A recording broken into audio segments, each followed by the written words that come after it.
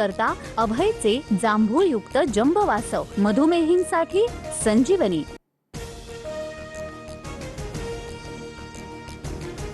राज्यभरात मुसळधार पावसाचा धुमाकूळ। परभणीच्या जिंतूरसह जळगावच्या मुक्ताईनगरमध्ये ढगफुटी सदृश पाऊस। लातूर, हिंगोली, जालना, रत्नागिरी, छत्रपती संभाजीनगरमध्ये नदी नाले प्रवाहित, तर अमरावती शहरामध्ये दुकानांसह रुग्णालयात देखील पाणी शिरलं।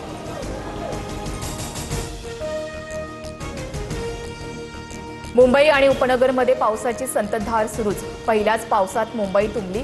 कुर्ला, किंग, साकीनाका परिसरातील रस्ते जलमय। अनेक भागामध्ये गुडघाभर पाणी। वाहन चालकांची तारांबळ। मुंबईत धावत्या लोकलमध्ये तरुणाची चाकू भोसकून हत्या। पावसामुळे दरवाजा बंद करण्याच्या किरकोळ वादातून घटना। अंधेरी ते बोरिवली स्थानकादरम्यानचा प्रकार। आरोपीला कुर्ल्यातून अटक।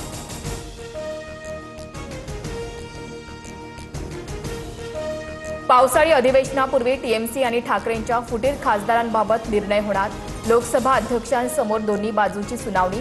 कायदेशीर आणि घटनात्मक तज्ज्ञांशी सध्या चर्चा सुरू। सूत्रांची माहिती।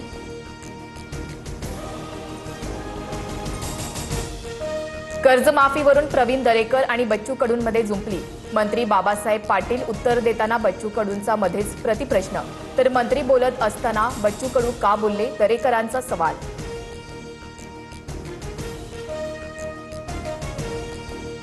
मराठी वाचनाच्या चुकीवरून विधानसभा अध्यक्ष राहुल नार्वेकरांची दिलगिरी।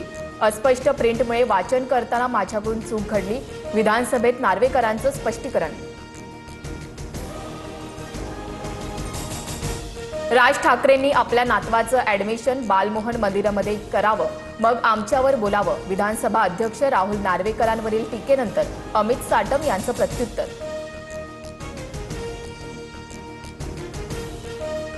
नियमानुसार न चालणाऱ्यांनी व्यवसाय बंद करा। अन्न पदार्थ विकणाऱ्या आस्थापनांना तुकाराम मुंढेंचा इशारा।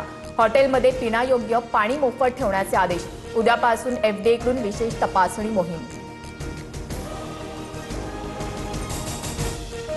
एफडीएचे आयुक्त तुकाराम मुंढेंच्या बदलीसाठी इंटरनॅशनल ड्रग्ज लॉबीकडून 250 कोटी रुपये गोळा केलेत। आमदार जितेंद्र आव्हाडांच्या विधानसभेतील दाव्यानं खळबळ, तर मला याबाबत काहीही माहिती नाही। तुकाराम मुंढेंचं स्पष्टीकरण।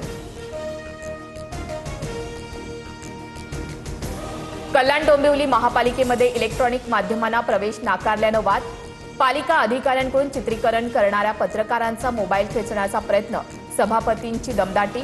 पत्रकारांचं 2 तास ठिय्या आंदोलन।